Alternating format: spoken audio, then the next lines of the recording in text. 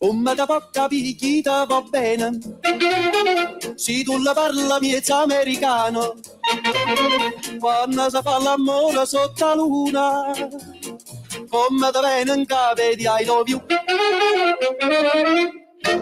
Papà l'americano.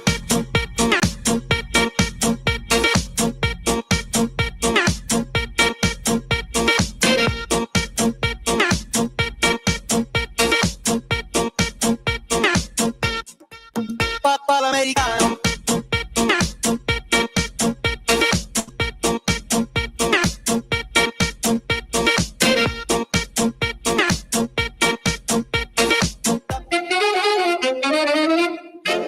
Papà l'americano.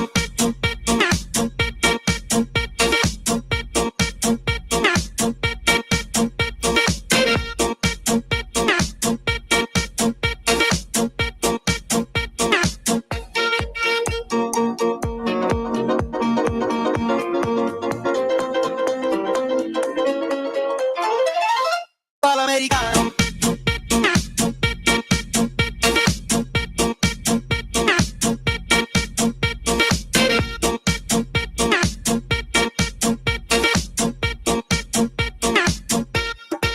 Papà l'americano.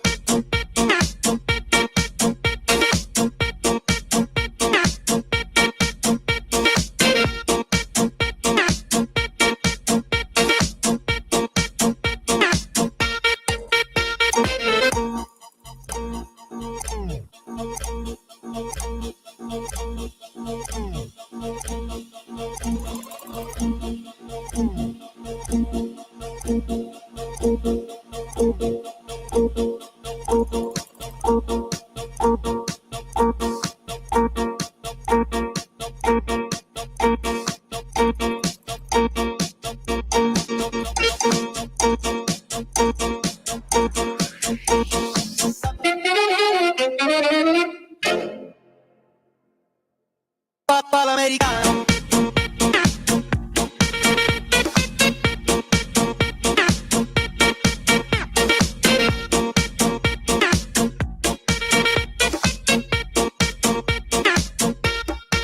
Papà l'americano.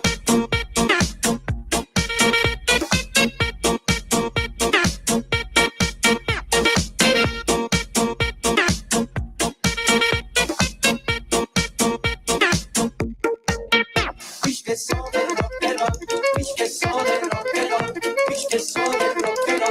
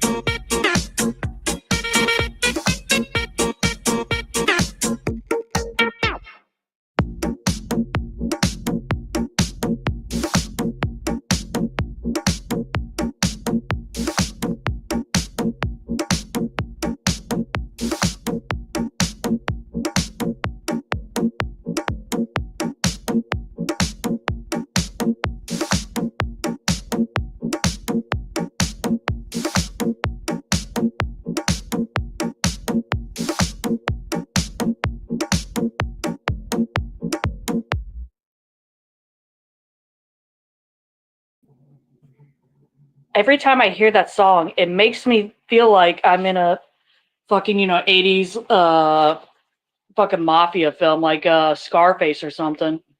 All right.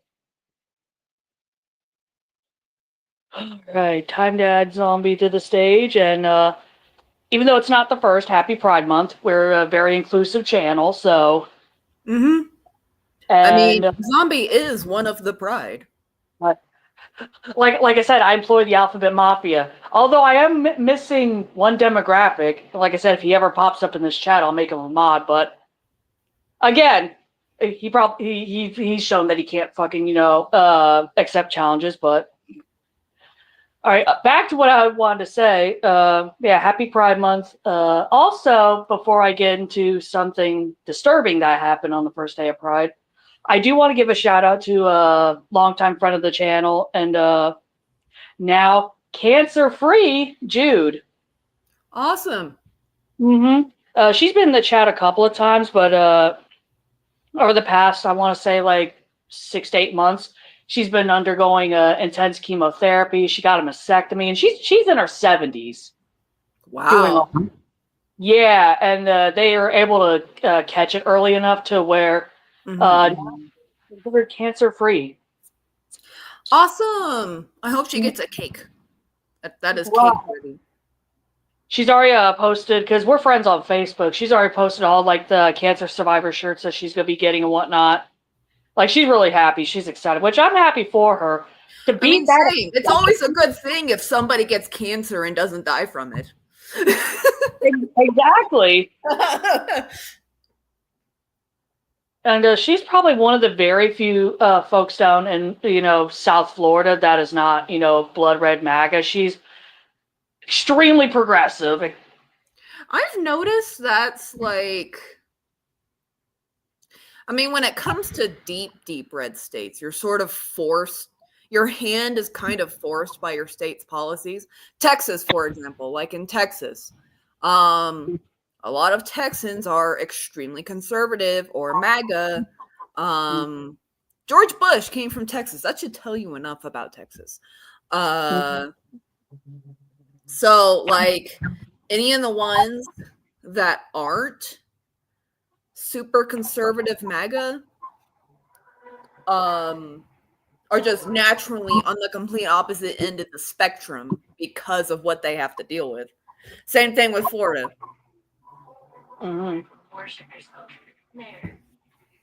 Yeah, I definitely see that because my niece is like that. My nephew's like that. Jude's like that. But, speaking of Pride, unfortunately, very first day of Pride, and funny enough, you speak about Texas. Unfortunately, a gay indigenous man by the name of Jonathan Joss was shot and killed in front of his. I heard about that. Yeah, he was shot and killed in front of what was his burnt down home at one point. Was shot and killed in front of his husband. And for those who don't know, he's probably the most well known for being the voice of John Redcorn from King of the Hill, which that's a show I grew up with. Like, I remember that was one of the few shows that actually was able to get on my little dinky TV as a child was, Fox 5, 8 o'clock at night, King of the Hill. And upon hearing that, I was like, holy shit. Yeah. Yeah, I feel so bad for his husband though. Like, oh my god, to have your partner die like that in front of you, it's got to be horrific. I remember somebody remarking earlier about how a lot of blue state liberals are like, well, he shouldn't have lived in Texas, and it's just like, he's Comanche. He should not be forced to flee his homeland. He's Comanche and Apache, which hell of a mix, by the way. Yeah, and so it's just like Texas is his home. Mm-hmm. And besides, not everybody has the money to leave. Right.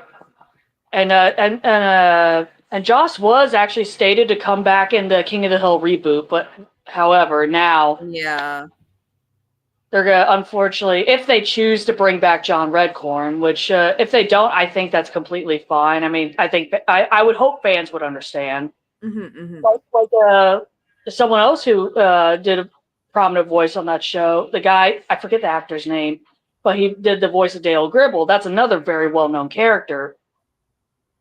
He passed away a few years back, and they did recast someone to do Dale Gribble's voice. So I don't know if they're going to do that for John Redcorn. Like I said, if they don't, I'd be fine with it. But yeah, it's just like a great way to kick off Pride. We have, a gay indigenous man being murdered. It's like folks ask, why do we have Pride? This is why. Yeah, I know, and a bunch of companies are now pulling their funding out of Pride parades, and it's like the anti-capitalist in me is like, yay! But the LGBT member in me is like, boo. Right. It's like yes, rainbow capitalism is bad, but also representation. It's like the alphabet mafia needs it as a whole, you know? Mm-hmm.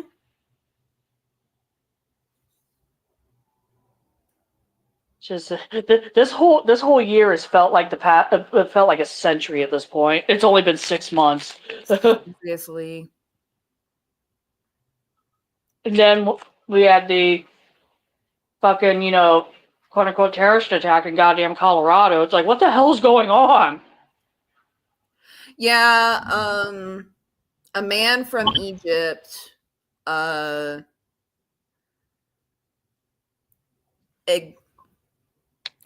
used a makeshift flamethrower to, I don't normally say this about, but these guys weren't pro-Israeli. They were marching to demand the release and return of the hostages. And right.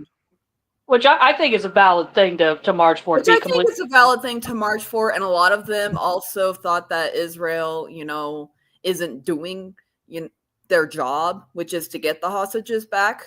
They're like, basically it's like you're doing all this bombing and yet where are the hostages that you're supposedly saving? Anyway, that's what these were marching for. A man who, unfortunately, is just like ticks all the boxes, unfortunately. Used a makeshift flamethrower to set a bunch of them on fire, including a Holocaust survivor. The victims were elderly folks. Like it was just a horrible. Yeah, it was mostly. I think the youngest one was like 56 or something. But still, and it was an Egyptian man who was here in the country illegally. Apparently, his children and his wife are detained by ICE. No surprises there. And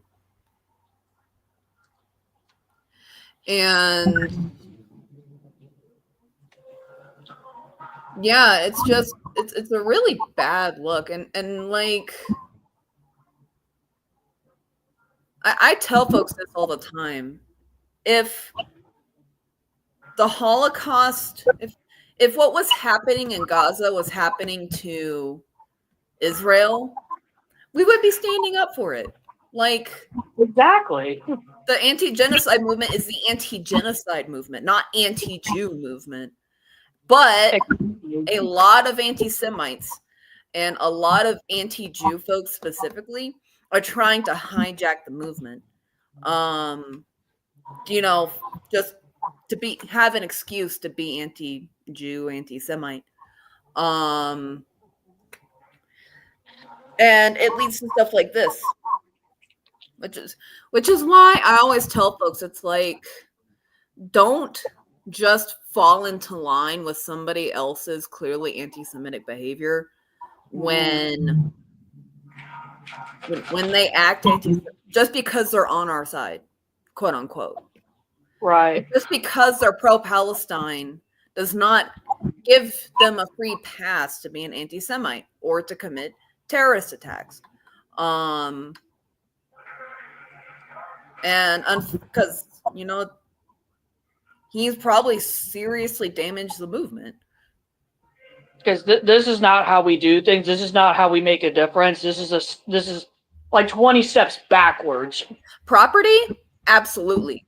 But human beings? No. Right. I mean, in all, if he really wanted to send a message, as messed up as it sounds, self-immolation would have been a better option. Yeah. And again, that's a horrible thing to say on my part. However, like with Aaron Bushnell a couple years back, for those who hopefully haven't forgotten, he was the airman who set himself on fire in front of the Israeli embassy. And his final words were literally him screaming, "Free Palestine!" But the only person he hurt was himself. Mm-hmm. He did not want to hurt anybody else. He sent probably the most visceral and also loudest message, because that is the most extreme form of protest, is self-immolation. It became extremely popular during the Vietnam War. And it's also popular with environmentalists. I remember I want to say in the 2000s, maybe even early 2000s, a group of environmentalists self-immolated on Congress floor.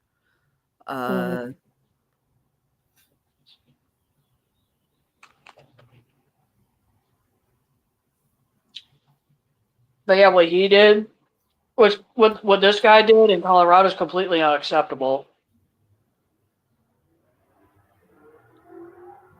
Yeah, he probably did just screw up the entire movement for us. Mm-hmm. It was actually kind of funny because my mom was the first one to bring it up to me, and she told me what happened, and I told her, like, okay, I agree with you. This guy shouldn't have done what he did at all. And she was like, you agree? I'm like, well, yeah.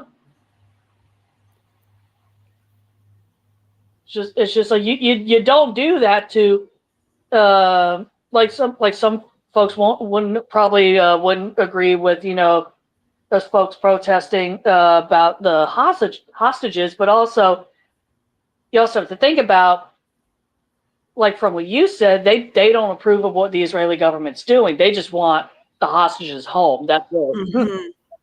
They're not calling for the death of Palestinians. They're not talking about bombing the Gaza Strip to the Stone Age. They just want the hostages back, which I understand. I completely get that. Which that's a valid thing to protest. But yeah, that guy had no right to do what he did. No, and he seriously damaged our movement. Like, I can't tell you how. Like, what I'm worried about is that the Trump regime is going to use this as an excuse to label the anti-genocide movement a terrorist movement, and anybody who supports them as supporting terrorism, which they already do, but now they might have an excuse to like enact that into law. That's what I'm worried about. I know some folks are worried about, this being taken out on Gaza. I don't think it will be taken out on Gaza. I mean, Nosferatu might come out and say something about it. But I don't think something's going to happen in Gaza. I think what's going to happen is that the pro-Palestinian movement is going to be labeled a terrorist organization or a terrorist group, and anybody who supports it is going to be accused of supporting terrorism. And that's going to start here in the United States, and it's going to spread to other places like Germany, the UK, Canada. That's the ripple effect I'm actually afraid of. Yeah, which is extremely valid. It's a horrifying thought, and yeah, it gives more ammo for that. Gives them more reason to enact just martial law, more reason to possibly suspend habeas corpus if they have enough ammo. It's just it's a bad situation all around. Just. Oh, speaking of martial law, the military, and terrorism, so the Trump administration wants to get rid of the Job Corps. The what? Okay, so the Job Corps is a program for young adults between the ages of 16 to about 26. It helps them get jobs and help them develop trade skills like engineering, construction, stuff like that. Without this program, unless all these kids, all these young adults are going to college right out of the gate, their only option really is going to be to join the military. Mm-hmm. So yeah, everybody's freaking out about it, and rightfully so. Yeah. Because Job Corps definitely helps with at-risk youth, especially. Mm-hmm. Mm-hmm. Because obviously, if you have the privileged kid that's going to, let's say Yale University, they're not going to have to worry about this. Yeah. But like, let's say like the kids in my area, oh yeah, there's definitely gonna be something you have to worry about. It's because also that age group, if they can't get a job or can't get into the military, they're gonna be homeless. So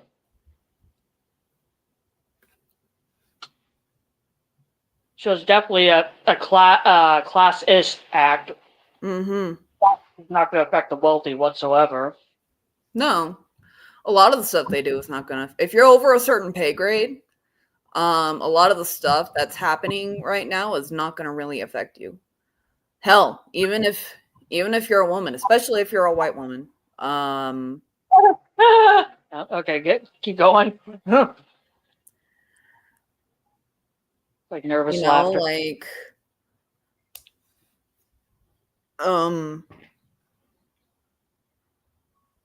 yeah. It's just like a lot of the stuff that's happening right now is not going to affect anybody above a certain pay grade. Right.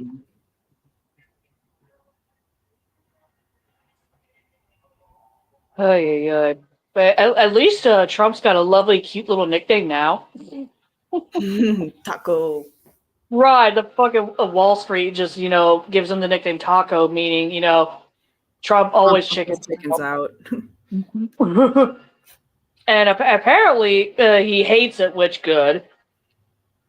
But also, it's true. I mean, he wants to, try to, walk in big stick, walking tall, threatening every other goddamn country with tariffs. And then, immediately go belly up, like with China, for example. Yeah. You're being wishy-washy as shit, dude. I mean, if you want to present yourself as this, badass president, make America great again, then fucking follow through with it. Well, I mean, the thing about Trump is that nobody has ever called his bluff. And now we are, and that drives him crazy. Mm-hmm. Because, I mean, a lot about him is just full of hot air. And the sort of, I don't know if I want to call it silver lining, but the sort of thing that gives us an edge is that Trump is obsessed with public image and narcissist. Like Mary Trump was talking about how he actually offered her a job at one point and she took it because she needed the money. And while she was working for him, he didn't really do anything. What he did was he read newspaper articles about himself and would separate them and would write letters, and would write good letters to the ones who wrote nicely about him and bad letters to the ones who wrote negatively of him. And that was pretty much all he did. And so the thing that might actually save all of us is his own narcissism, because he's so concerned with what everybody thinks of him that if something is viewed too negatively,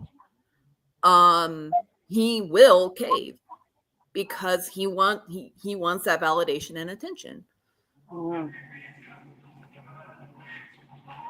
God, I'm thinking about, because we all know, anyone who's ever watched even like one of the press briefings since he got reelected with Caroline Leavitt, the official, speaker of the president.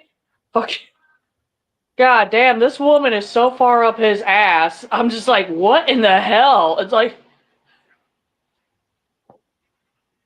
oh my God. The TikToks, though, that one lady does of Caroline Leavitt they're fucking hysterical, especially the overly dramatic, like randomly, like, the random crosses. Like she did one with hard shell tacos recently. It was fucking great. But like she needs to do like a full-length video of all the different like quote-unquote crosses that she's made out of random objects like egg cartons, the taco shells, like Chick-fil-A boxes, like weird shit. Uh-huh. But yeah, oh God, speaking of weird shit. But fucking White House. I was just saying, speaking of weird shit, that Elon Musk is finally out of the White House. He's on some weird shit. A bunch of weird shit. The fucking laundry list of shit that he, allegedly, quote unquote, takes is fucking staggering. I was like, dude, how are you still alive? It's like he wants to live that 80s rock star life without any of the talent. It's like, bro, you're not Motley Crue. Calm the fuck down. Right. He's like, I don't do drugs. Meanwhile, like doing weird like snake motions with his head. Right. It's funny because I think it was my mom who said something. It's like, oh, that's just his autism. I'm like, no. No. When I get really fucking baked, I will sometimes do stuff like that. He's high. Mm-hmm. That's not stimming. That's not autism. That's him being high.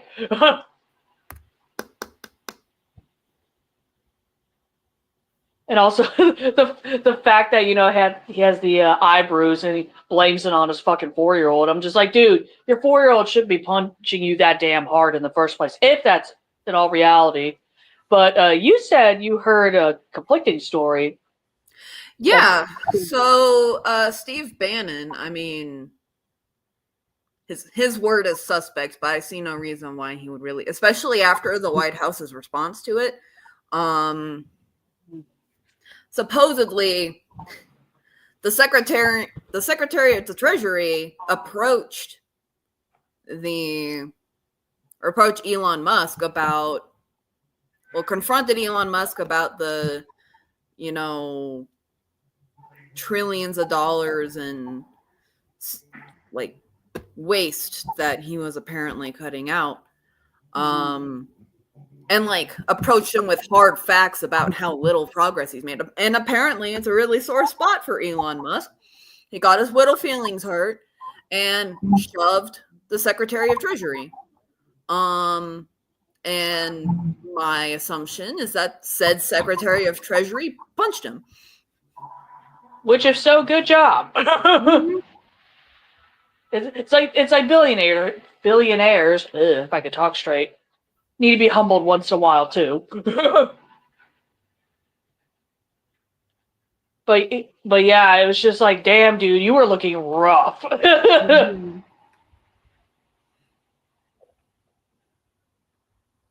But what's actually almost just as funny, if not funnier, if fucking Stephen Miller's wife leaving with Elon to go work for him. I think that's fucking hysterical. It's like, dude, I was like, all of you deserve this. It's like, y'all are having the day you deserve. That's probably the most proper way of saying go eat shit. Yep. That's pretty much what I was like. I was like, you all are getting the day you deserve. Mm-hmm. God, that was funny though when you first told me. It's like, hey, fucking Elon just nabbed Stephen Miller's wife. I'm like, what the fuck? Like, yeah, he poached her. Yeah. God, my speech is getting all fucked up. Great, woohoo! I don't know if my pill is hit yet. Yours should be starting to hit right about now. Well, I ate dinner right after I took it. Okay, so yeah, it should be the first thing that your stomach digests too. Yeah, it usually depends on the strain that you have, because you took a indica and the CBD pill. Yeah, it depends on the strain, because some strains can be fast acting, some can be slow as molasses. Yeah, I mean, I can't say I feel much different, but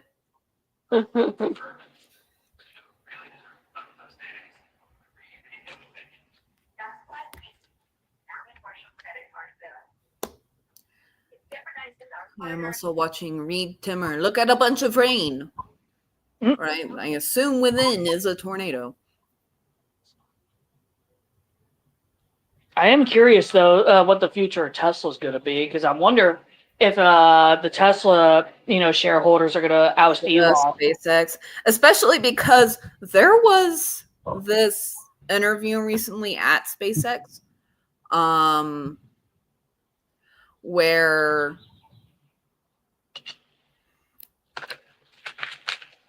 and part of it, Elon thought the cameras were off. And that is when he criticized Trump.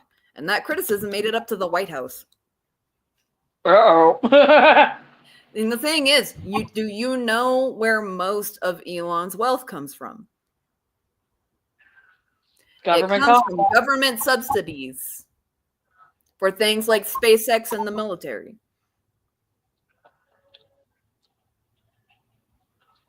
Which is why Biden should have just neutered him with that, but I digress.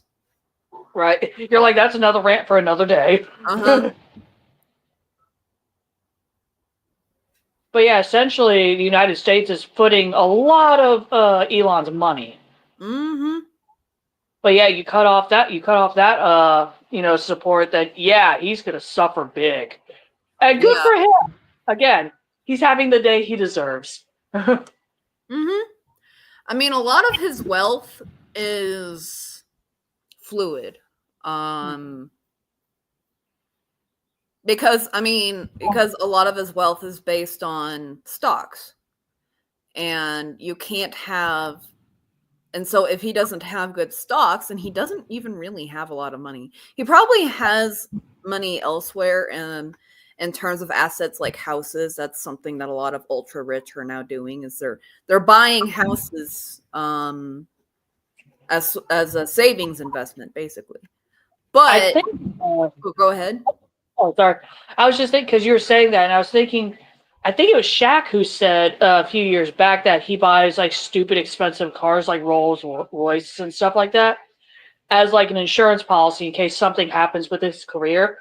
He has plenty of cars that he could sell to obtain money. Yeah, that's exactly what it is. And of course, they can also write it off on their tax report. Because technically, they are renting the property out to themselves.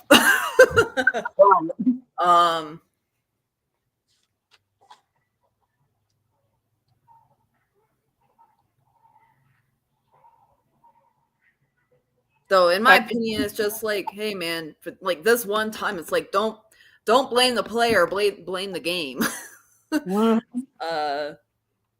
Loopholes like that shouldn't exist. Anyway, hi Joey. But he might have assets like apartments, houses, cars, that kind of thing. But the majority of his Joey. But the majority of his wealth is in the form of stocks. And the way he kept those up, at least with Tesla, was getting investors interested. Investors are his currency. And that's why he would, pose Tesla as this innovator that makes robots and stuff. Like he keeps announcing these projects to keep investors interested.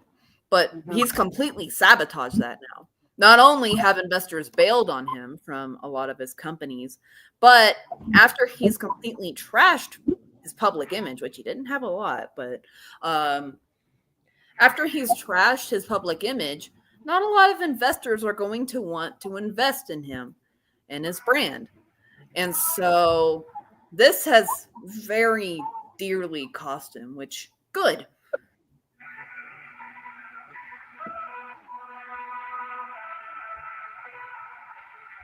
Yeah, it's just I still love the fact that one of my coworkers, every time we get a Cybertruck pulling up to the restaurant, he's just like, "Hey, look, there's a swastika." Which we don't see many. We don't see too many Cybertrucks. Maybe once or twice a month. It's usually the few folks. So, but God, it's funny. Like, so I forget where I saw this, but I saw a photo that someone had painted their Cybertruck like rainbow for Pride, and I'm like, I don't know how I feel about this. I actually have known a lot of gay men, especially, who own Teslas. I mean, there's someone that I speak to on Threads that has a Tesla, and everybody's been warning him to sell his car before someone fucks it up.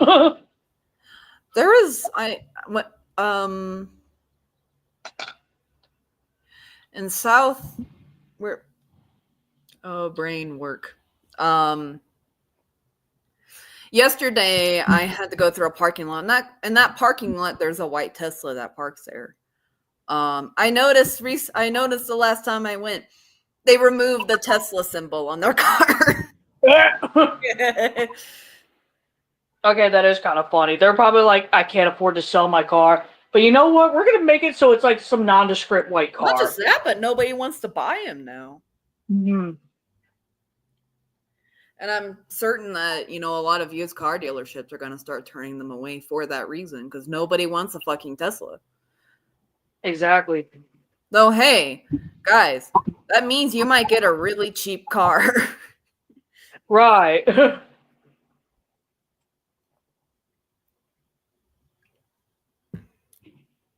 But Well, then we're going to get shipped off to the island of broken toys. Right. I mean, speaking of the fucking, Texas legislature trying to ban all THC products, I love the fucking turnout. Chew out these politicians, which I don't blame them, because it's almost all of them are veterans. Because one guy, which I'm actually going to plug in his website, because this guy was fighting tooth and nail, and I love him for it. I forget his fucking name though. But the guy who owns Shell Shock CBD, which love the name by the way. Mm-hmm. Which go to shellshockcbd.com. I actually have, just to kind of look at their stuff. They look like they have some decent stuff. Mm-hmm. Prices. But yeah, he was just ripping them a new one, because he was talking about how opioids, hard prescription medication that's normally abused, like, Adderall, stuff like that, alcohol, like all these other things are killing children and adults quicker. Well, not really quicker, but more effectively than anything with THC in it.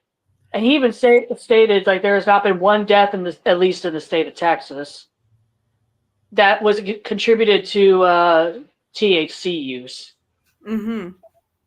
Like it was just so great, and he was talking about this, and how a lot of the customers that he has are also veterans, and that a lot of them with PTSD, and a lot of them use THC and CBD products to help with that PTSD, which is a lot cheaper and a lot safer than them being prescribed opioids, which this guy outright said that doctors, at least in that state, are pumping veterans full of these dangerous, opioids, these narcotics. Why opioids? I don't know. It was that little part was weird, but like everything else, I completely I understood. I was like, damn. Because opioids, I mean, the way opioid addiction usually starts is for chronic pain, not PTSD. Unless he's talking about physically disabled veterans, which that would make sense. I think he grouped them in there as well, because yes, a lot of disabled veterans who do have chronic pain issues do light up once in a while, Well, yeah. I mean, a lot of folks use cannabis for chronic pain. My partner, when they visit, they do. Like a lot of folks use it for chronic pain. Mm-hmm. That's what I'm using it for right now, because my uterus sucks. I'm getting spotting, but nothing concrete. Anyway. I look like I got into a very graphic fight with Art the Clown. My neighbor's also on hers, by the way. Gooble gobble, one of us. Join us. I just have this effect, I can't help it. You're like somehow my ovaries have to have command over those around me. Yeah, they have to assert dominance. Although I partially blame my predicament on the fucking Black Phone 2 trailer dropping. Thanks, Ethan Hawke, for setting this shit in motion again. Hopefully it doesn't fall to a case of sequelitis. Yeah, that's my thing, and I have watched the trailer a couple of times, and I'm just like, okay, it looks like they are quote unquote bringing the grabber back from the dead. Which, spoiler alert, he died in the first one. In like the form of what looks like possibly like haunted like dream sequence, which is kind of interesting. I should probably reread the short story that's written by Joe Hill, who, for those who don't know, Joe Hill is the son of Stephen King. So if that's any indication, but but yeah, it looks really interesting. From what I've heard, it's supposed to be more violent than the first one. I was like, oh, this could be really fun. Yeah, they're giving the grabber the Jason Voorhees treatment. Right. I mean, there's one part of the trailer where it's a little bit like of a freeze frame, but you actually see like the bottom part of that mask, which I need the one that someone is selling on Etsy. I need that set. But it's like he takes off the bottom part of the mask, and you see like what looks like essentially a corpse. Mm-hmm. And I'm just like, okay, that's fucking metal. I mean, I'm sad that they're covering up my baby's beautiful face, but.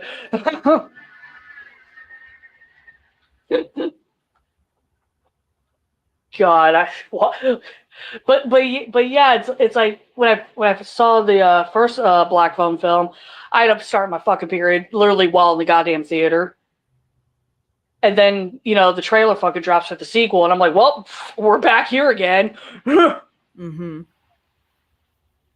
But God, watching the first one in theaters was hysterical because I watched it with my brother, and the scene, and you already know what scene I'm talking about. The scene where you see the grabber shirtless, and I'm just like, oh! I was trying so hard not to be dramatic in the theater, but all I hear is my brother next to me going, what the fuck? And I'm just like, Nike. Although I doubt I'd want to see him, topless in the next film if he's a corpse. But there's plenty of monster fuckers out there who probably think like that. My God, thinking of like a lot of characters in my books, I realized I've created monster fucker bait. Yep. They're going to go down in history along with Bill Skarsgård's Nosferatu. And God, that film on its own was just surprisingly horny. I was just like, what the hell?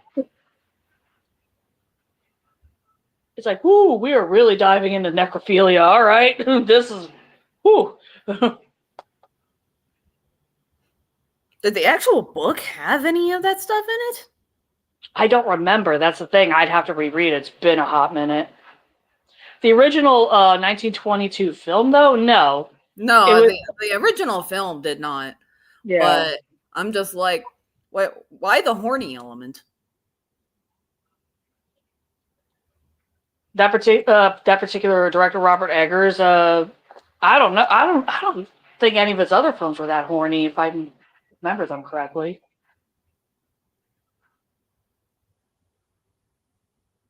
Wait a minute, let me double check something, because there's this one film that I'm thinking of that I have on Blu-ray it's another one I've only watched once because it is a bit disturbing. And it's called Mother, and it stars Javier Bardem and Jennifer Lawrence. I want to say Robert Eggers. Nope, different director. Never mind. Darren Aronofsky. Okay, but yeah, to my knowledge, I don't think any of Robert Eggers' other films were like this fucking horny. Okay, we're talking about horny vampires. Yeah, we are talking about horny vampires, horny monster fucker vampires. Yes. But yeah, Black Phone 2 coming out in October. Fucking Five Nights at Freddy's 2 coming out December. This fall and winter is gonna be lit. Mm-hmm.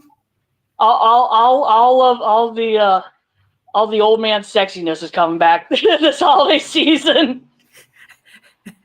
You got Ethan Hawke, then you got Matthew Lillard.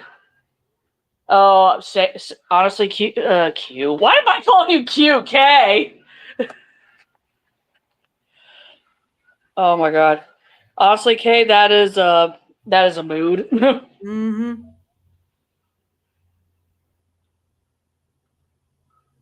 we have Five Nights at Freddy's 2 I'm looking forward to as well, because the evolution of, the Springtrap costume, how it's going to be decaying because it has a adult corpse in it. It's going to be really interesting how they bring that to the screen. And I'm curious, though, if they're going to put the PG-13 shackles on it again, because I'm hoping not.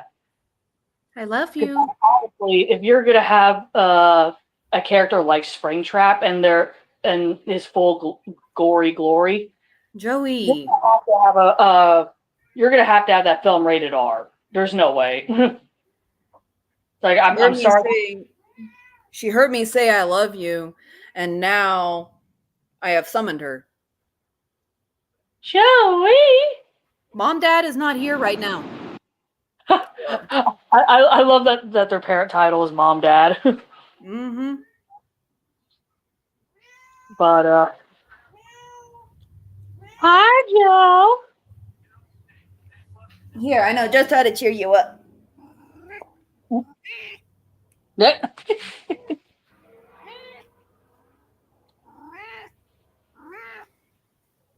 We have Joey giving her input on Five Nights at Freddy's 2. Gotcha. Yeah, I know. I know they got to do my boy right. I know. I exactly. It's like the next hour is just me talking to Joey. Yeah, she's a new co-host. Yes. Well, she's been co-host for what seems like decades at this point. Have you been co-host for decades? She's like my snail, Mary the Immortal. She'll live forever.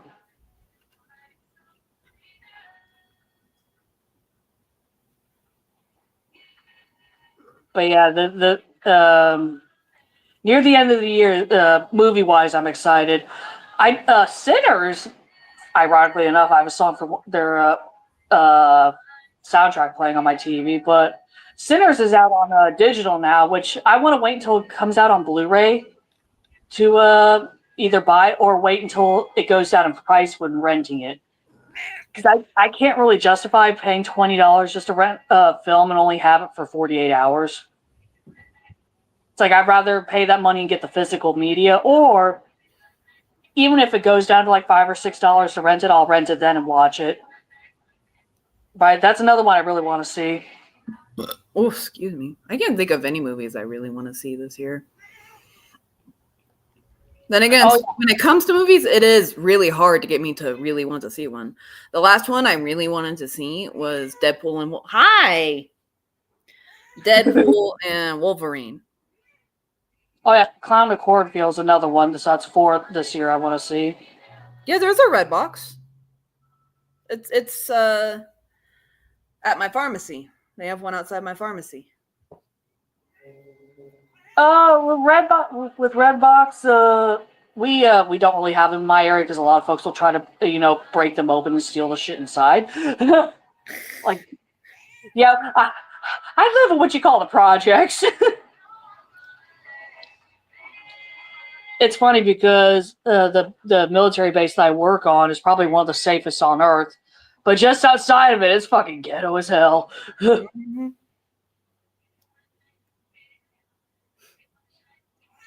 What? I think if there's any other films that I do want to see, yeah, there's Sinners, Clown in the Cornfield, Clown in the Cornfield is probably gonna be shitty, but I don't care because there's a massive Canadian lumberjack I want to see. Oh my god, that reminds me. Oh god, I just realized if that's the case, this year is the year of the boys. Oh my god, yes. Fucking hell. Between Kevin Durant and Clown to Cornfield, fucking Ethan Hawke and Black Phone 2, and goddamn Matthew Lillard and Five Nights at Freddy's, I'm like, shit.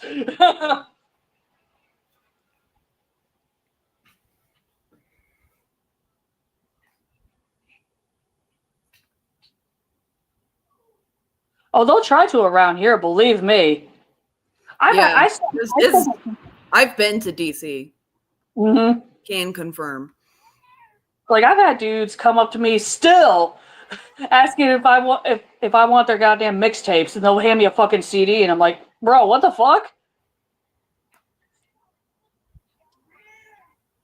Oh, lovely. Yeah, mosquitoes are terrible. Like, really bad, especially around here. They could get... I give hug. Yeah, around here, they're fucking horrendous. They're definitely not any better where you live.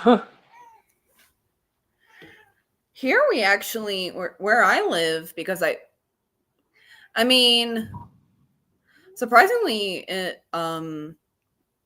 like my aunt lives a state over in another deserty place. And she, during the monsoon season, they get a lot of mosquitoes. What? Joey? But where I live, I'm noticing that we don't get a lot of mosquitoes, and I'm really enjoying it. I'm really enjoying the lack of bugs. Like, I right. hate bugs. Well, you do get the little darkling beetles that, face plant when they're trying to play dead. Yeah, they're not little. They're fucking huge. They're like 2 inches. I know. I'm trying to figure out how to get you in with me because it'd be so nice to have help around here. Even if I bat at your attempts to help me sometimes. Okay. Meanwhile, fucking earlier, we were both talking about cleaning in the Discord, and you're just like, "I need your help with cleaning this." Seriously. I mean, it really would just like I'm in a constant state of catch up. Yeah. Like you can't take a break with your house because there's always something to do. And then on top of that, I have a lot of plants that I need to take care of, and of course I have my reptiles and my cat. And so I'm living in I'm actually pretty severely burnt out.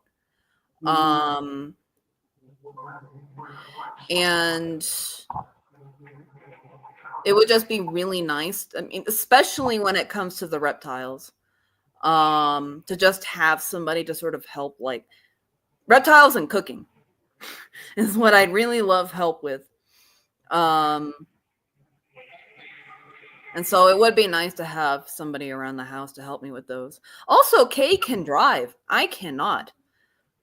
That was hilarious. My fucking stepmom, I was talking to her about, how Kay wants to move in with me. And she was like, "Can they drive?" And I was like, "Yeah, they can drive." And she was on board. Because she doesn't want to pay for Lyft or Uber. Which, yeah, I don't blame her. Yeah, same here. I can see if we can figure something out. I mean, the car, you said the car is yours, so we could have a car if it makes it here. Which again, my stepmom would be a huge fan of because you can drive. The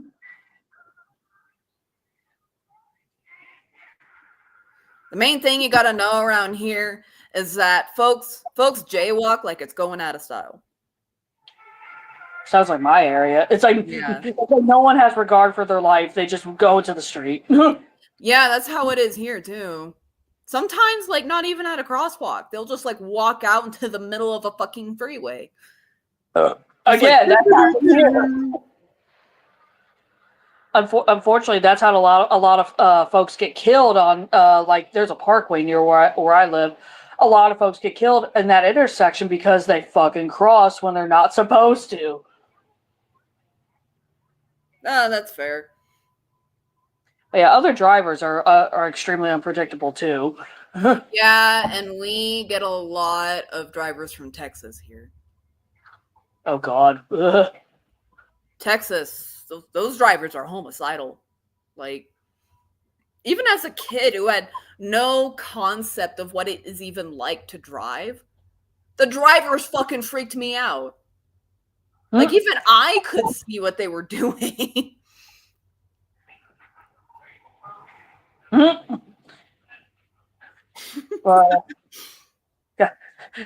Do we live in areas where lemmings exist? Like, like that's what it fucking feels like.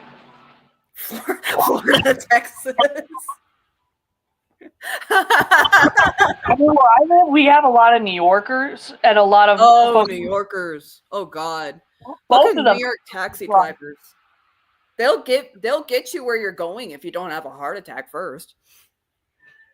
And New Yorkers that do drive like that down here, and it's fucking terrifying. That is a very good point. Well, yeah, humans are lemmings. I don't know how we're considered the the most intelligent life form on Earth, but no, we're incredibly stupid. Mm-hmm.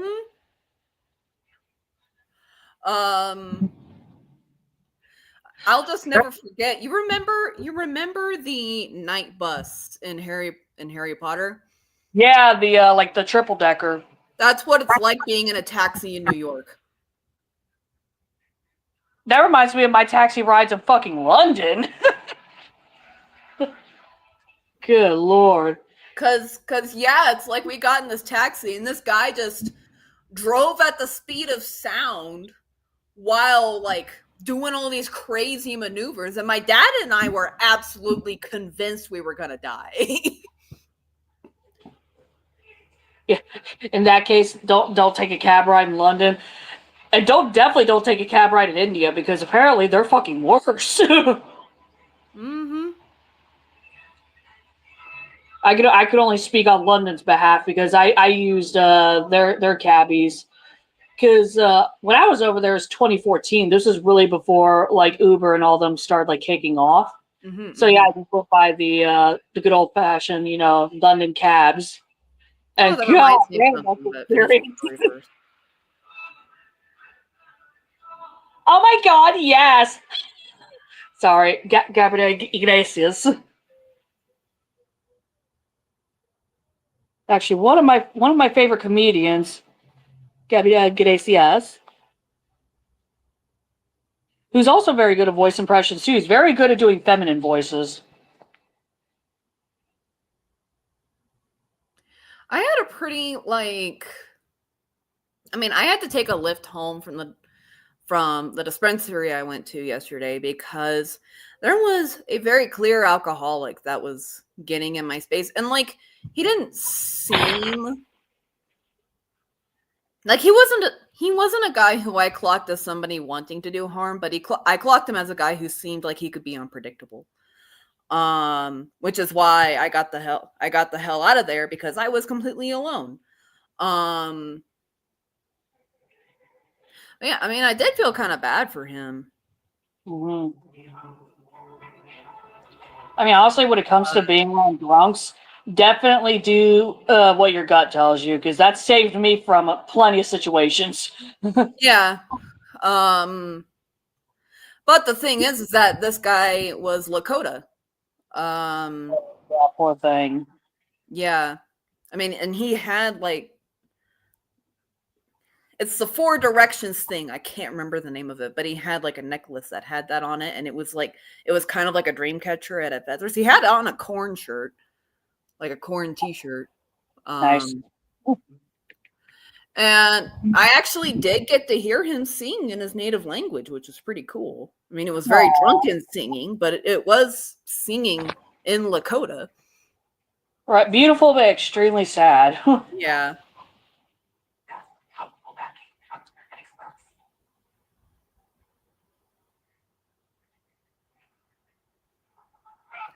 Took me off. Yeah, it took me. In fact, it took me until I took the indica capsule to calm down from that, just because I was so like buzzing I got worked up from it. Took me forever to calm down. But yeah, it's like I didn't hold it against the guy. Like he wasn't being aggressive or anything. He just seemed like he could be unpredictable, so I wanted to get out of there. Right. Because when you're inebriated, you're more inclined to do things like he could have I heard him already get into a fight with a guy that was like way down the way. Yeah, unfortunately, a lot of drunks can get really agitated. One of my siblings was one of them when he was in his alcoholic days. Yeah, always do. Always follow your gut on stuff like that, because that's like I said, that saved me many a times, especially at the fucking dive bar near my place, Gambit. Because I got plenty of stories about that place. Reed Timmer has the bead on maybe a tornado? Question mark? There is nothing but rain. He is zooming us in on rain. Lots of it. It's like, Reed, are you seeing something we can't? Yeah, it's called radar. Hi, Joe. He probably knows where. Oh, it is time to feed a pussycat. Oh, she's like, lady, feed me. Feed me, Seymour.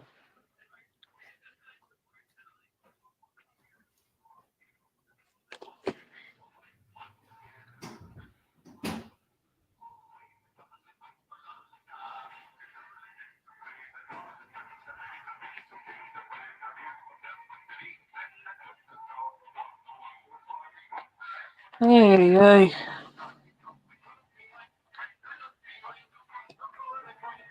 So, Kay, if you're still in chat, what have you been doing today?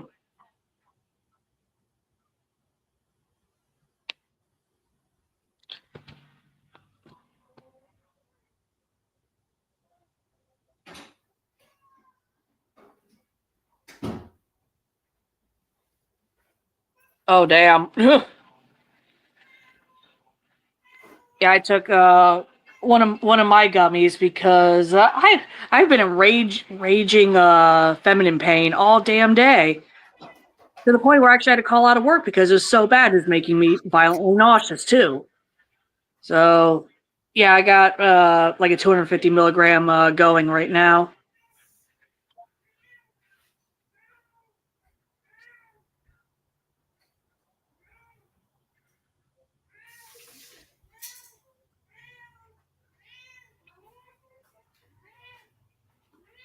Joey! Here you go. And a hush fell over the crowd for 5 seconds. For the next 10 minutes. Yeah.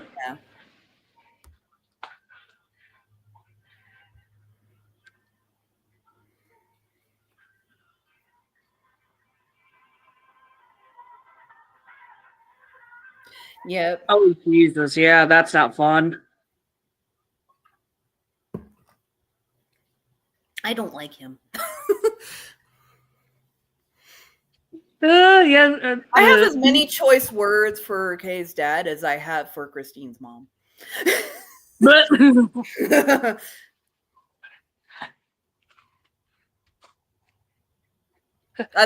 that is all I will say on the matter.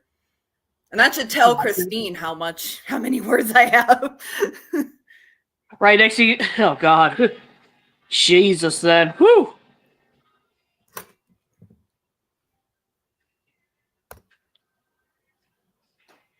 Ah, my leg is itchy. Yeah, no, I agree. Trust me, I have a lot of words about her too. These hands are rated E for everyone. Right. I mean, same with mine. I mean, I almost put them on my brother once because we got into such a bad fight.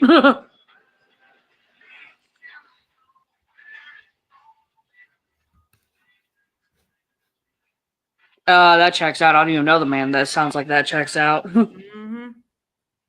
I don't know the man, and I hope I'll shut up. 3 hours later, and this son of a bitch. Yep.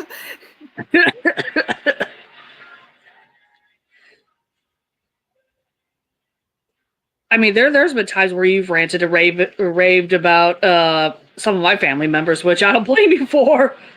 Oh yeah. Well, no, Kay. Yeah.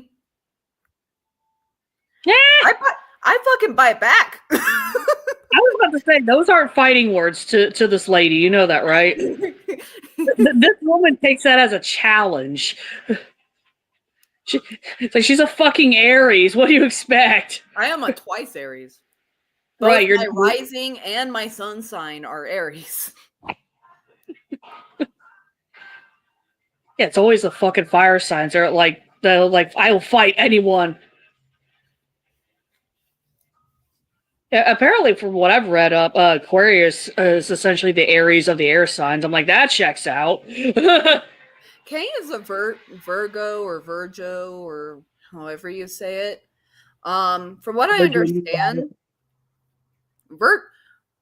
Virgo and Aries can get along very swimmingly in a romantic relationship if they get past their tempers. Makes sense. Okay, Yeah. I read that as Virgay for a second there. I am Virgay.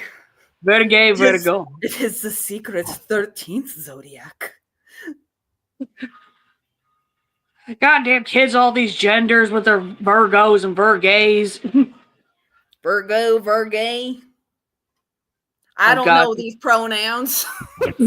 Right, it's like when the one coworker I have says, like, I'm here for your job. I'm like, these goddamn DEIs, IUDs, DUIs over here taking jobs. Mm-hmm.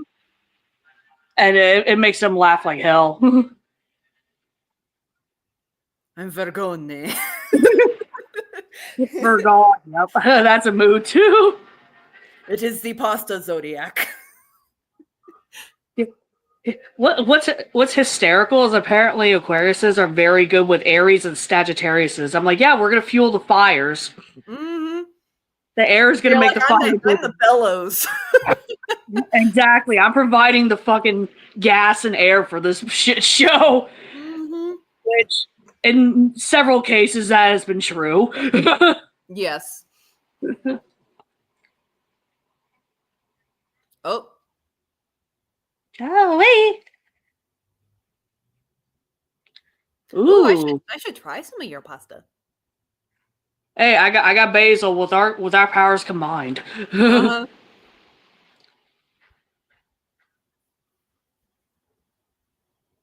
Which the basil actually, speaking of garden updates. So the squash are sprouting. Yay. Woo! My Carolina Reaper has been sulking. Boo. But the beans have sprouted. Yay! Oh, oh, your eggs, Kay? Are you gonna give your girlfriend your eggs? Give me your eggs. I need all of them. You're like every single one. I need your eggs. Oh god.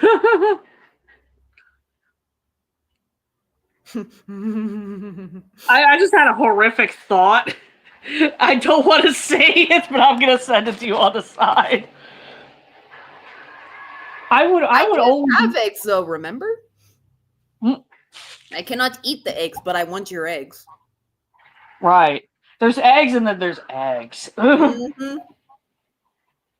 She wants the eggs. Yes.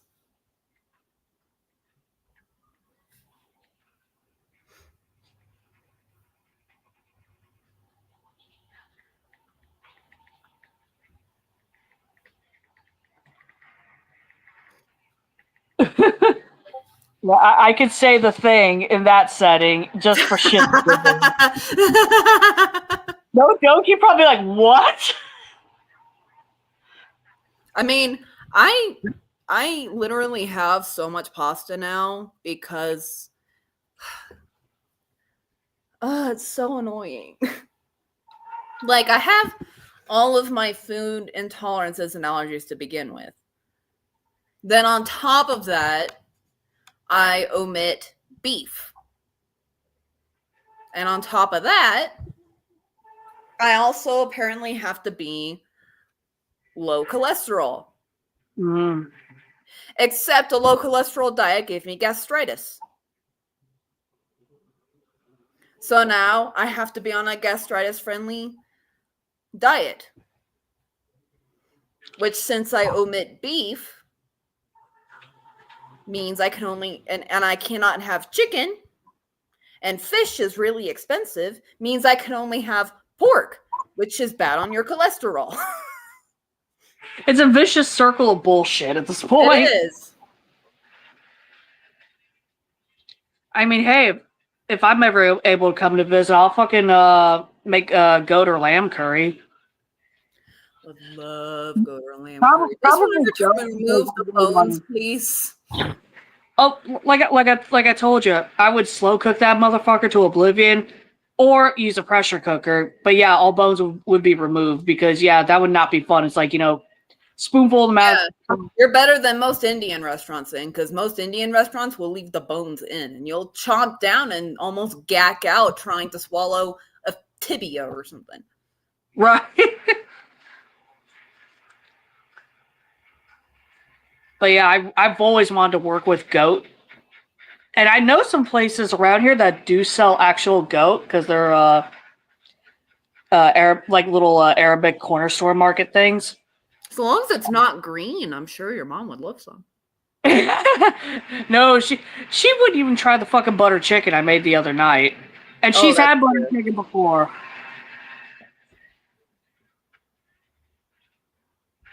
Ooh, I'll be right back after to use the bathroom.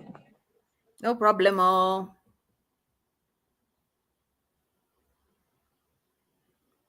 I am currently watching Reed Timmer, PhD, chase tornadoes in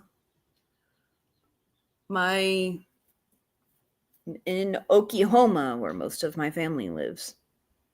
Having a little mini tornado outbreak there right now. So far, everybody I know is fine.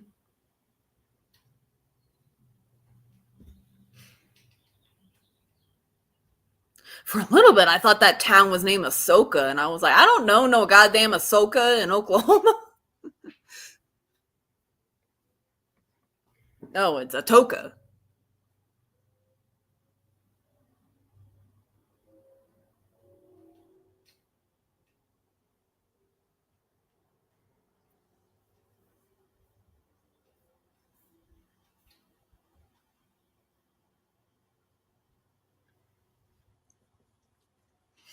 I know I eat a lot of pasta because it's one of the few things that I can eat that, you know, crosses the Venn, that's the Venn center of the Venn diagram. That doesn't piss off the 3 categories I need to meet.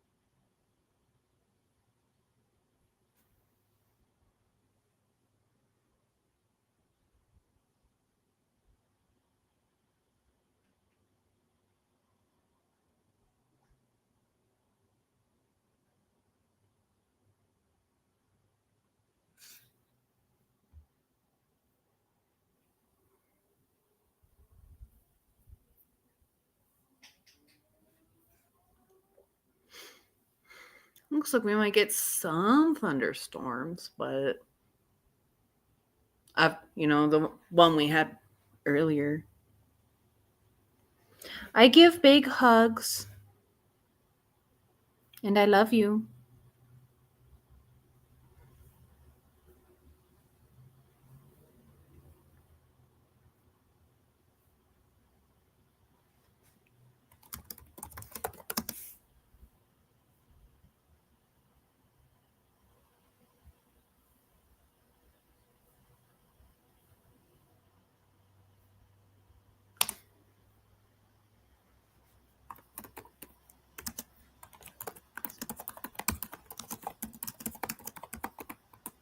I have returned! Yay! Ow, motherfucker. Yeah, that was a little bit painful. It's just like, the uterus is not happy. Oh, if you haven't gone already, Kay, have a good night. Mm-hmm. But that's cool. That's what Kay says they make pasta from scratch, though. Yeah. Oh, But, nice. that's the thing, though. Probably couldn't make pasta for me from scratch because I can't have egg. Rude.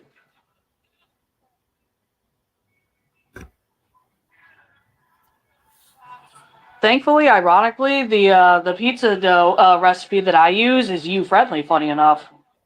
Mm-hmm. Just bread flour or all-purpose flour if I don't have the bread flour. Olive oil, sugar, water, and yeast. Olive oil, from what I hear, is a good replacement for egg. But if you're looking for a good fat for something like baking, yes, if you get like a light olive oil. mm-hmm.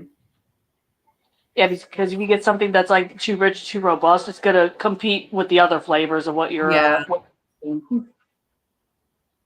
Like I use a. It depends on what's on sale. I'll either use like a regular like run of the mill olive oil, or I'll get like the light version. I've thought of seeing if I can make a red velvet cake that is me friendly. And that includes replacing as much sugar as I can with stevia instead.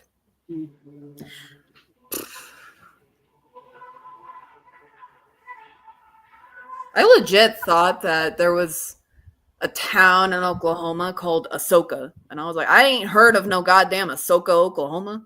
It sounds like a fucking tongue twister. Ahsoka, Oklahoma. Yeah, well, this one was Atoka, Oklahoma. Oh, fucking hell.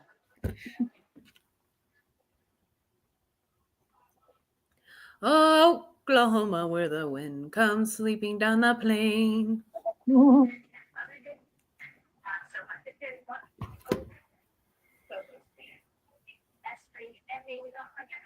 Gotta love Oakley Dokley-oma. Oh shit, that's right. Fucking since Musk has left the White House, now he's calling the big beautiful bill an abomination. Of course he is. It's like a bad breakup, you know? Right? the honeymoon ended, and now they're now. I mean, again, getting into politics was the worst idea that guy ever had. Because, I mean, Kay could actually back this up.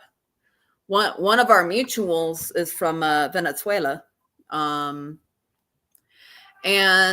her dad talked about how Elon Musk reminded him of Pablo Escobar. And Okay. the reason why was because Pablo Escobar got pretentious enough to start getting into politics.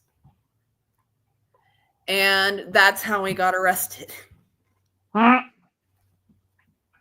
Icarus flew a little too close to the sun. Mm-hmm.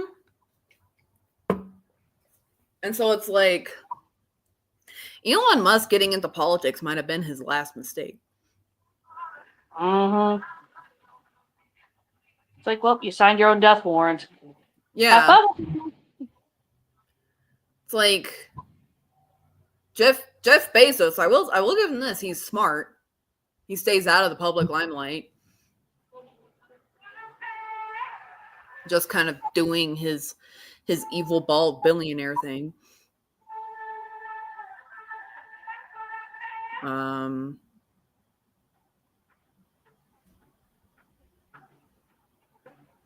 Which I appreciate it when billionaires shut up. So right.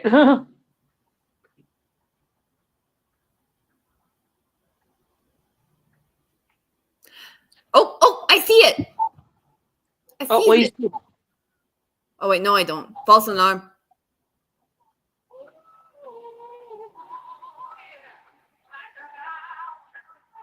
Oh, I thought I saw a tornado. Oh. Well, that might be the tornado. I don't know. Well, It does not. One need not have a condensation funnel to be a tornado.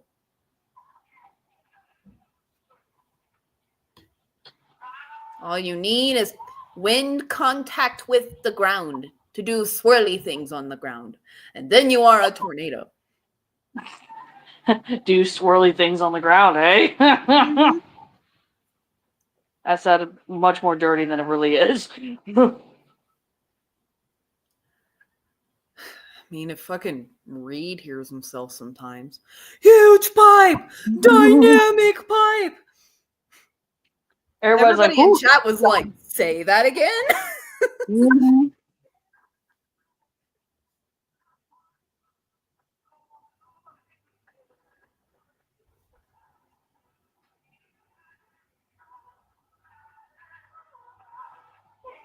And of course, he says stuff like it's nice and moist out. Nice And and everybody's like, oh, it's real moist, eh? Again, Reed does not hear himself sometimes. Right. Well, again, I believe that it's probably the. Well, it's not confirmed if he has autism or not, but we have a sneaking suspicion. We have a very sneaking suspicion. So sneaking, we just said it. Yes. I mean, hell, he got a degree in his fucking special interest / spin, for fuck's sakes. Uh-huh. And the guy stims like crazy. Right. Especially vocal stems. Gotta be kidding me, gotta be kidding me, gotta be kidding me, Gotta be kidding me, gotta be kidding me, gotta be kidding me. I love the fact that he has that as a shirt. Like, you need that shirt. Seriously. That and that other shirt that he wears, like the Sleep, Eat, Chase one. Mm-hmm. You're like, I need to do my Okie blood some need to do that blood some God damn it, what is words today? Jesus Christ. What his words? What is their meaning? And how do they exist? This language called English, like, for real.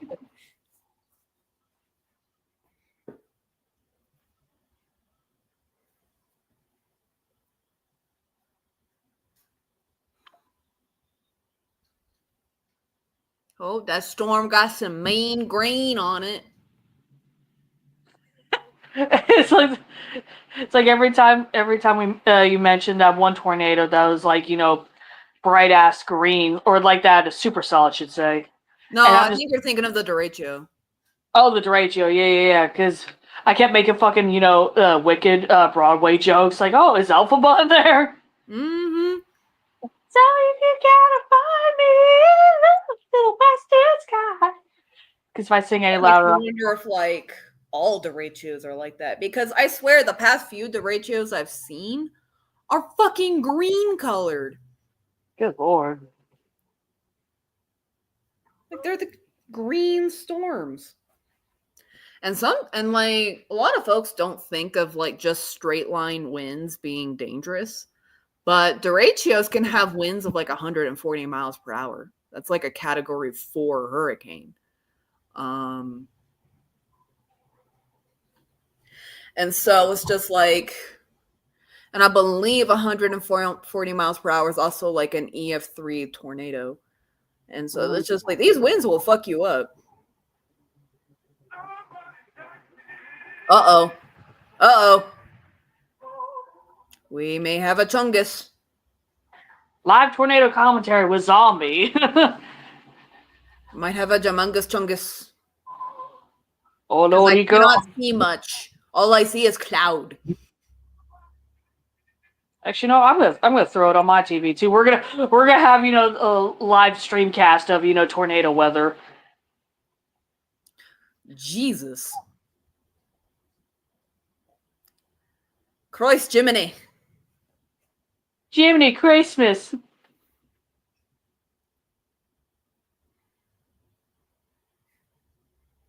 All right. Oh shit. No, I want to go to the goddamn search bar.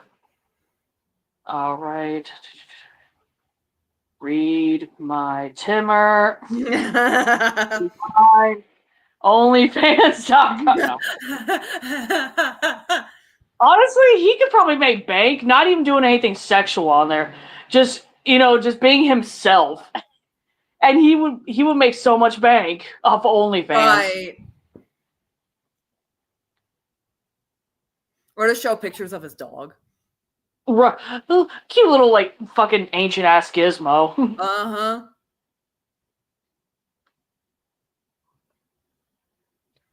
I do remember following...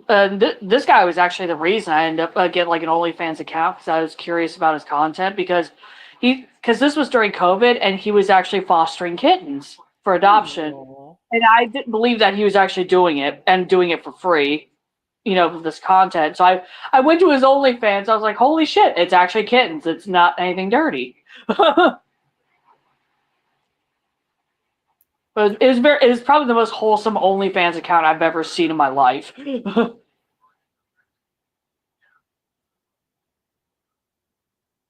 wonder if he still has that account. Probably not.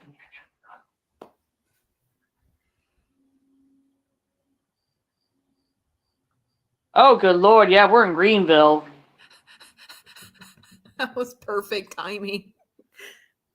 It's like I look up at the screens are like, holy crap, we're in Greenville. No, there was a pause for a minute and a cricket started chirping.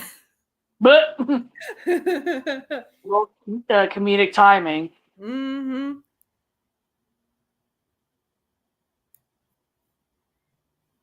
Oh, excuse me.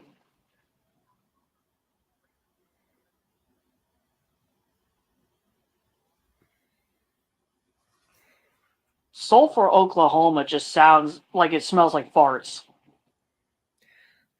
Well, I mean, there's probably a sulfur deposit there, and that's why it's named that. So you may not be incorrect. You're probably not wrong, however. Mm-hmm. I will say volcanic steam does wonders for your skin.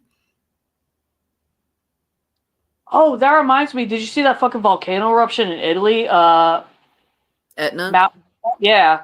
Mm. Etna's known for that. I don't know why they're making it as huge a deal as it is. I mean,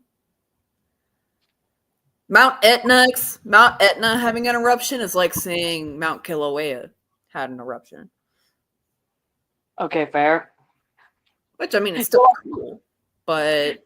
You're like as a geology nerd as well. Mm-hmm.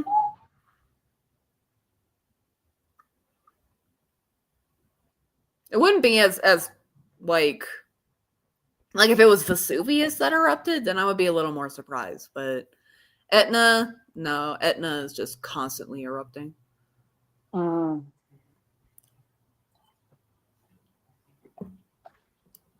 Yes, thankfully there's no volcanoes near me. You live like off the skirts of one, though, don't you? I live on... I have a super volcano in my backyard. You're like literally too. Mm-hmm. Literally. It is almost literally in my backyard. And I live on a volcanic plain that is not quite extinct. So anything could happen.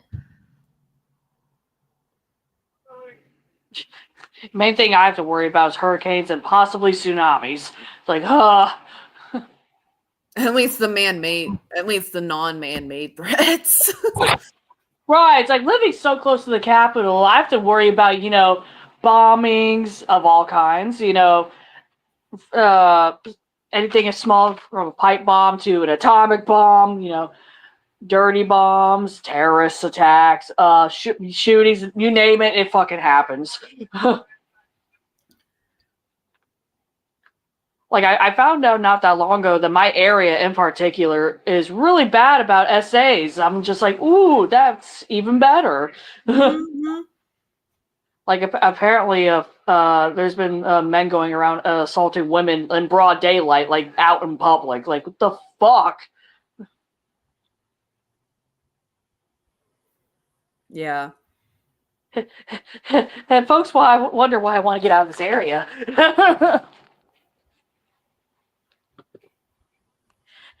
Not only is it sketchy, it is dangerous. I remember when I moved from...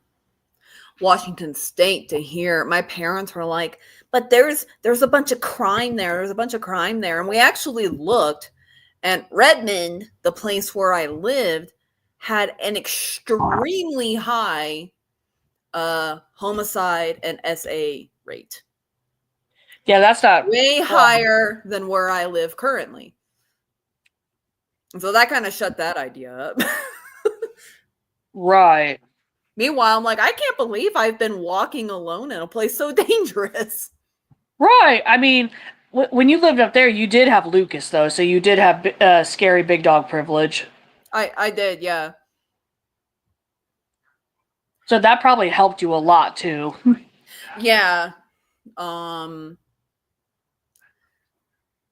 also, I mean, so many I know why so many homeless women have like pitties. It's still sad though. Yeah, it is. Yeah.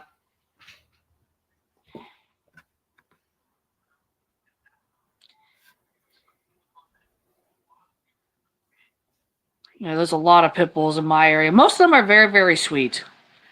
Like my former neighbor before he moved had a beautiful blue nose pitty that was he was a big baby. Mm-hmm. Like he was an intact male too, and I was actually surprised he was so friendly. Yeah.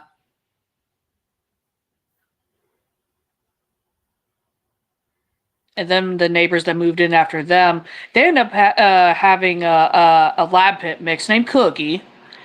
Cookie was a big old boy, also intact, but he was also extremely friendly, and he would lean on you like with his whole ass weight. I've encountered dogs like that. It's mostly big dogs that do that are just like, woof. Right, like years in the past, a mutual friend of me and Bonnie's, I forget her name. I remember her face, but I don't remember her name. We were out somewhere, and she had her Great Dane with her. Pure black Great Dane named Loki. Ooh. Beautiful animal, massive, and yeah, he would come up to you, put his whole ass weight on your legs, and beg for back rubs and butt rubs. That's a Great Dane for you. They think they're lap dogs. They think they're the size of a Chihuahua when they could easily be the size of a small horse. Mm-hmm.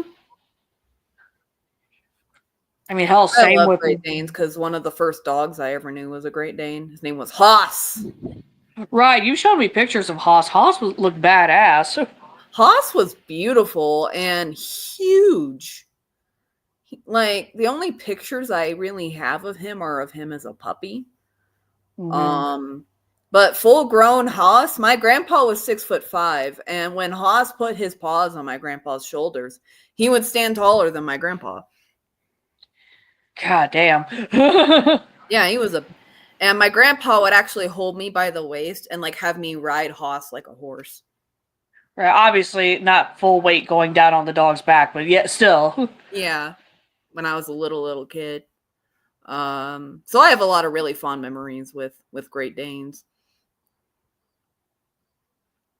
I vaguely remember, this is actually a random ass memory, but like with my maternal grandparents, when we go visit them down further down the state, fucking their neighbors at the time had Dobermans, and that was like my first exposure with like a big working breed like that. Mm-hmm.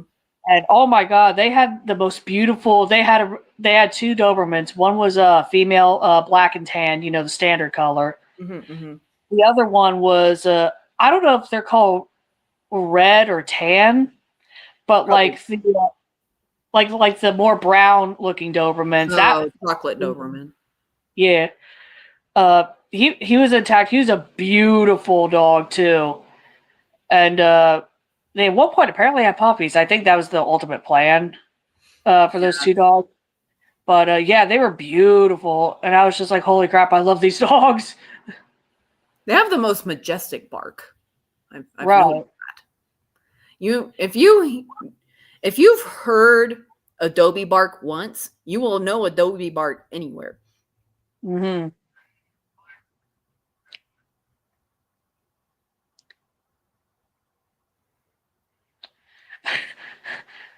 I was just thinking about one of the antique shops that I've gone to way out in the west end of the county, pretty much out in the boonies, and family-owned antique shop, and the owners are husband and wife.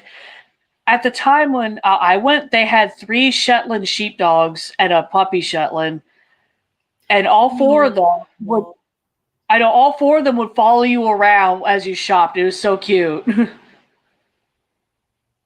It was funny because one of them, I think this is the older out of the 4. She looked like she was the boss. She was making her rounds. It was really cute. Mm-hmm. My dad had a Shetland sheepdog at one point. Mm-hmm. Name was Sheltie. Mm-hmm. See if I can actually. Let's see if I can find a picture of the dogs. I actually do really like that antique shop too, even though it is a little far from my house. Because it is a big one, and also I got some dolls from there, of course, and some antique art prints. But yeah, they are for the most part pet friendly, as long as your animals, mainly dogs, obviously, get along with their dogs. That reminds me of the last time I watched Crufts was the one that won was a Scottish Terrier. Well, he's. And they were just like 11 months old, a bitch. Yes. And I was like, such a posh way of saying it, sir. It's like, bitch. No, it's just like a bitch. And I'm just like, oh, really?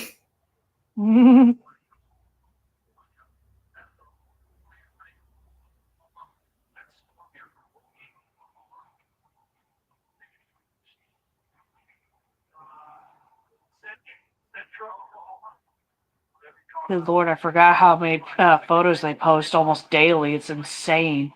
But it's also a huge shop, too.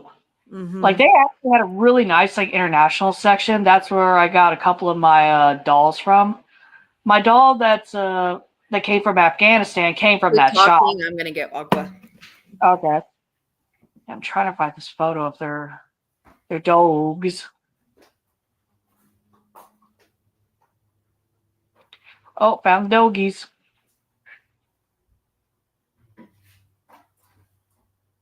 Save photo.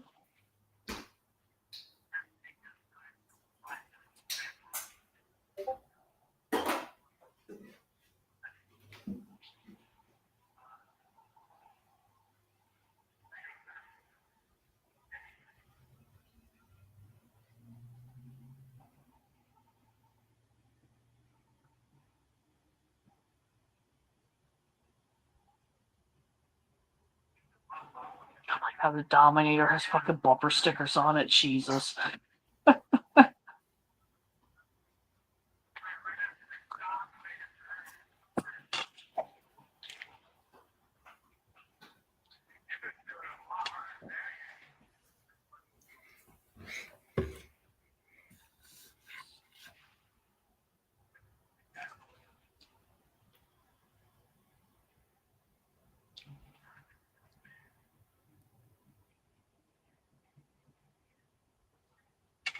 I've been also nibbling on some chicken, and it's actually really good. First thing I've actually really been able to eat all day.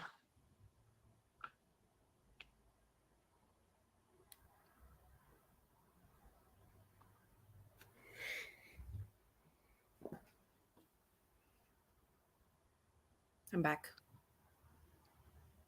Oh, you have returned? Mm-hmm.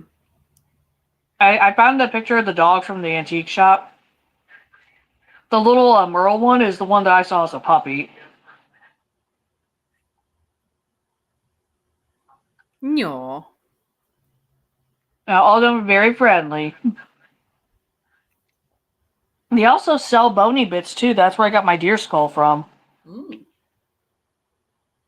The deer skull and the antlers.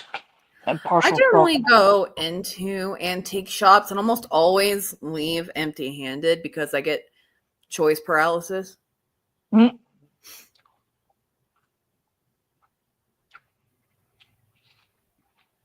Thrift Then there's- stores, however, I need a handler for those.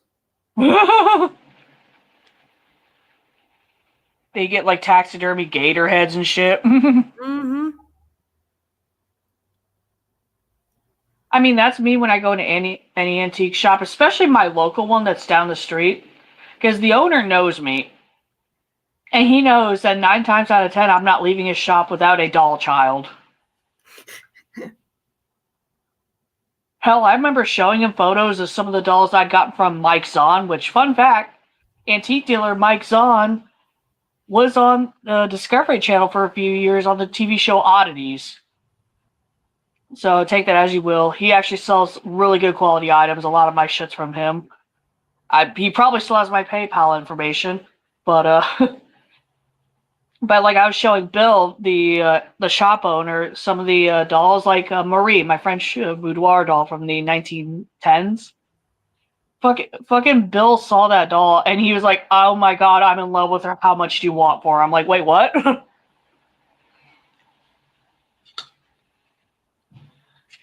But also, you don't get too many boudoir dolls, at least in my area.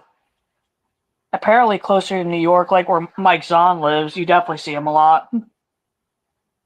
I've noticed that a lot of folks who have participated, like, there was this, it's starting to go away. There was this time where like there was like a reality show phase that every channel went through. And as far as I'm aware, anybody who participated in those reality TV shows left fucking hating television and never wanting anything to do with it again. Yeah, I think with Mike, I think the show ended after 2 or 3 seasons. But unfortunately, his shop, Obscura, that ran in New York City, had to close down during COVID in 2020. Mm-hmm. But he mainly does do like Facebook auctions, and he'll sell his stuff online. Which, hence, I follow when I had my old Instagram, we used to follow each other. But since I have the Instagram, he hasn't followed me back yet. But yeah, I would buy a lot of stuff off him via Instagram. And like, if I had any questions, I could DM him. He would answer them back. We'd talk about the items, and if I can, I'll sometimes talk down the price a little bit, just depending on the mood he's in. But yeah, that he's fucking taking a hit after being on TV too. Well, like Reed Timmer, for example, is actually a perfect example. He was on Storm Chasers, which a lot of us weather nerds grew up with. Mm-hmm. And we enjoyed the show, but it did sort of put him in a really negative light. And like, I mean, fucking look at Reed. He's all about the weather and the science and everything. And that show was definitely more about the drama. And so he left, just completely having lost his taste for it. And now he just refuses to work for anybody but the National Weather Service, which is who he works for now. Which, that's pretty cool, though. He literally works for the National Weather Service. Mm-hmm. Yep. Even all the information and data he gets, he transmits to the National Weather Service. He is also one of their meteorologists and has authority to tell them to issue a tornado warning if need be. After all, he is Reed Timmer, PhD. Right, Dr. Timmer. Mm-hmm. Although, it's like, you look at a guy like him, you're like, that guy has a doctorate? I know. Because he looks like he barely got out of high school, but no, he's a smart cookie. Yeah, it's just like everybody was shook when they found that out about him. And ever since, he has had PhD at the end of his handle. It's like, I didn't get this degree just for y'all not to call me by my title, like. Uh-huh. Everybody was like, he has a PhD? What? It's It's like he's actually intelligent. Why, yes. Mm-hmm.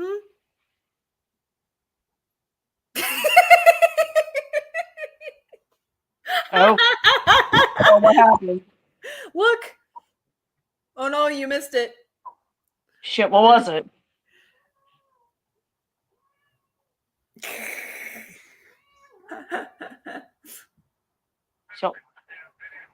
So windy. It's windy. God, all the fucking Kitty booty. though. And when I say spank it to kitty booty, this cat likes her butt spanked. See, I stopped and she bitched at me.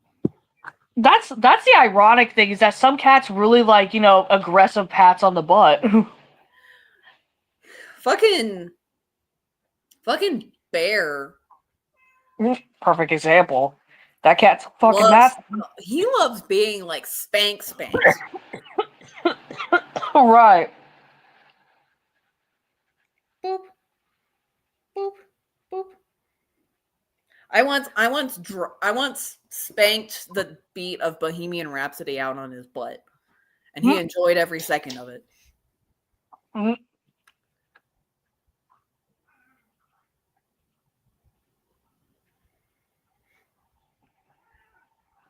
It's like wow, zombie would make a great dominatrix.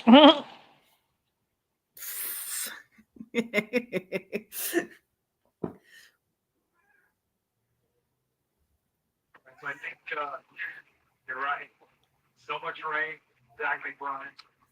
And Dude, your shirt looks like it could blend into the fucking radar, man. we always expected to happen. It's all these storms were eventually going to merge into one massive line.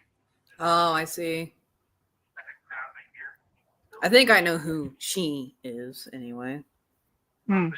We do a low jet problem. We don't really have a strong upper level jet like the 500 millibar level. That's why we're not seeing a massive tornado outbreak. Oh yeah, that guy. He always wears shirts like that. Yeah, I'm just like, You are so into meteorology. You want to be the radar. right. One must become with the radar to understand the radar. Yep. That's Reed Timmer's motto with the tornadoes. One must become one with the tornado to understand tornado. Yes. There's a funny Hollywood blockbuster for you. Oh god, the rom-com known as Twister. Oh my god. Cooperate to get a trainer in the backside of the storm. Like downdraft these storms, and they will wrap around and get a tornado. We don't see that. I don't see a lot of red here. Having said that, the storm's still broadly spinning. Your mother put something in chat. Oh Lord have mercy. What? Go to bed. Oh, don't. No offense, but don't put that in the chat. Just text me that because that's kind of personal information, personal family information. So I think I know who the she is, but yeah. I've told you who the she is, but I'm just like, yeah, that's kind of like private information. Thank you kindly. Mm-hmm. It's like I'd rather not have private information come out of other folks' mouths, at least.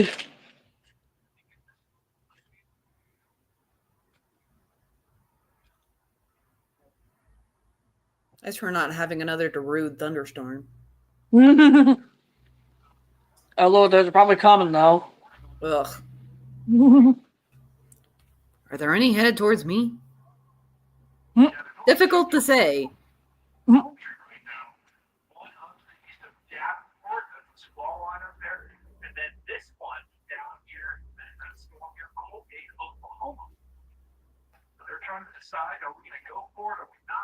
There's definitely clues headed our way. Mm-hmm. But what kind of clues? That is the question. What kind of weather's coming out at my end? That's my question. Question. That's my question. Yeah, my question. Oh, it's gonna be sunny tomorrow, 87 degrees. Fuck me. God damn it. I hate the heat here. The heat is bullshit. The heat is bullshit, I tell you. And suppose I come from Siberia. We do not have heat this high.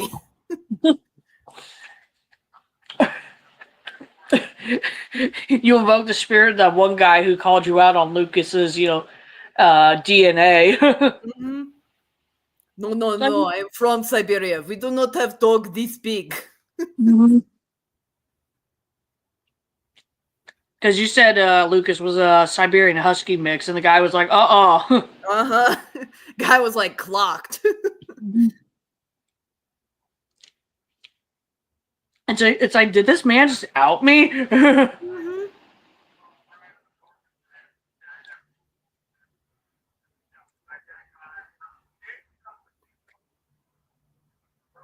God, I remember meeting my very first Tibetan Mastiff, and it was in my fucking area.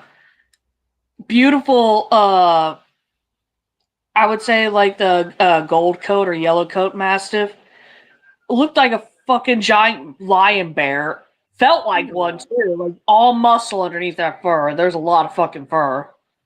If I could, I would love to have a Great Pyrenees because they're just like so fluffy.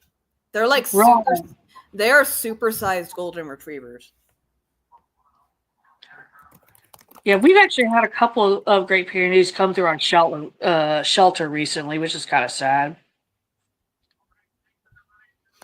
I fucking love them, and I would totally keep one. If I had the ability, and I would not die of an asthma attack. Mm-hmm. Zombie cannot have dogs because she allergic. Unless it's a dachshund, aka a weenie. Well, yes, I would die of weenie. Dog.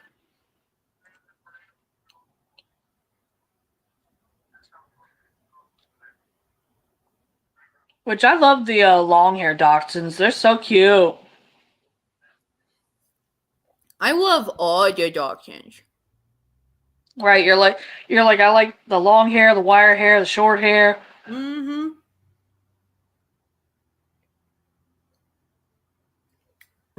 It's funny because the other night I'm pretty sure I triggered my algorithm for just dachshunds only on TikTok. I was like, God damn, hate that, man. I encounter that sometimes, and it just gives me such a complex. You're like, God damn it! I look up one thing, and next thing you know, my algorithm has all of the thing. Mm-hmm.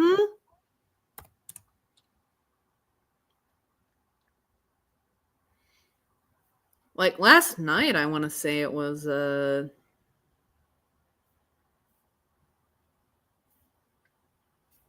I forget what I clicked on, but it triggered the algorithm. Oh, right. I was watching. Oh my God.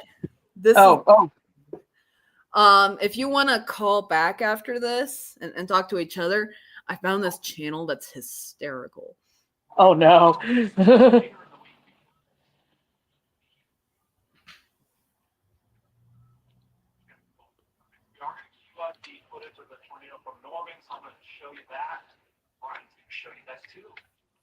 But yeah, that guy is like, I love meteorology so much, I want to become the radar.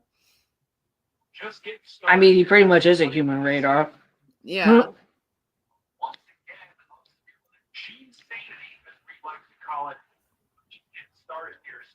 Oh, the storms.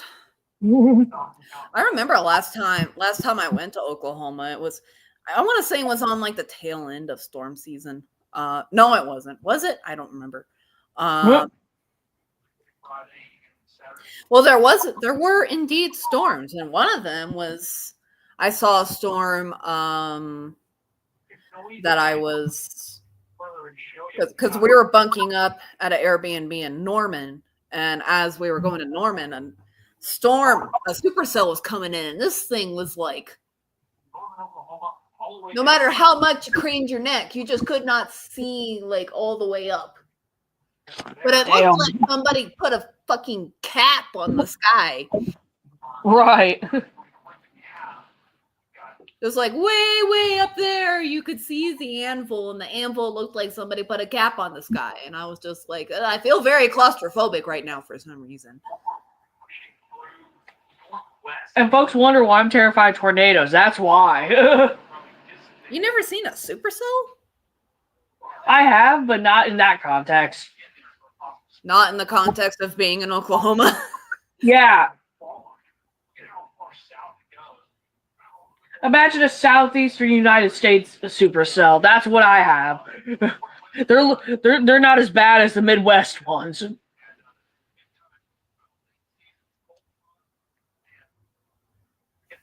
Row. Okay, cool. All right, cool. The upper level wind shear, the wind, 500 millivolts, way up at the But no, it's just I remember that about that storm. It was just like there's a friggin' cap on the ceiling. I feel claustrophobic right now for some reason, even though that's like 70,000 feet up. Or 50,000, most likely. Let's go ahead and do that. Still a terrifying concept. Some supercells do get 70,000 feet tall. The one that produced the El Reno tornado did. Fucking hell. Okay, so here's the Um, normal. Wow, look at that.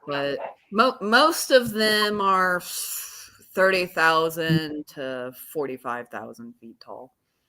Mhm.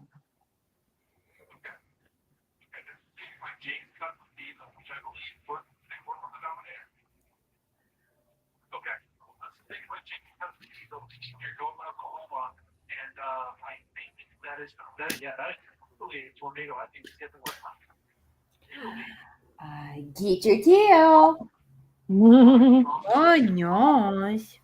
Oh no, did you get her tail? I did. I got a tail. Oh no. Oh, she bitchin'. Is you bitchy baby? Is you bitchy lady? I think Joey's trying to let us know that time is about up. Mm-hmm. Well, it's good seeing everybody in chat, especially Kay. I know. It was good to see Kay. Thanks. Don't forget to like, comment, subscribe, and tune in tomorrow night at around 7:30. I'm going to be doing a Let's Bake and watching Black Phone 1. So you get to hear my live reaction on that. But everybody have a good night. Bye, everybody.